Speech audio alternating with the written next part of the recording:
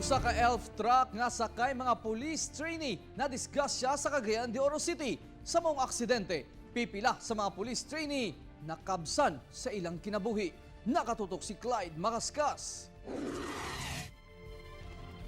Tulo ang kumpirmadong patay, samtang 15 ka mga police trainee sa Police Regional Office 10 ang nasamdan sa natigayong disgrasya sa JR Borja Extension sa Cagayan de Oro City adlong Lunes. Naila ang mga namatayng biktima nga sila Police Trainee Rogie Bulay, Police Trainee Albert Sheen Labra o Police Trainee Aldred Catani.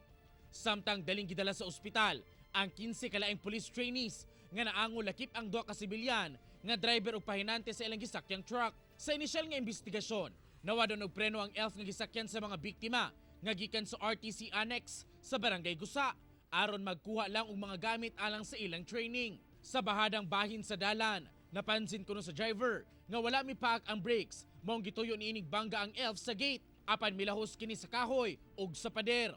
Nawad-an og preno ang ilang gisakyan nga elf truck ug ito gani they figured in the accident. As a result na ay tulo, although one on the spot nga nakabsan og kinabuhi, ang duha nakabsan og kinabuhi during the pagtabang na sa ilaha dito sa hospital. Sumala sa tigpamaba sa Police Regional Office 10, nagpadangat na sila tabang pinansyal ngadto sa mga biktima sa maong aksidente. Hulaton kuno nila ang resulta sa investigasyon kung doon na ba'y tulubagon ang driver sa elf labot sa aksidente.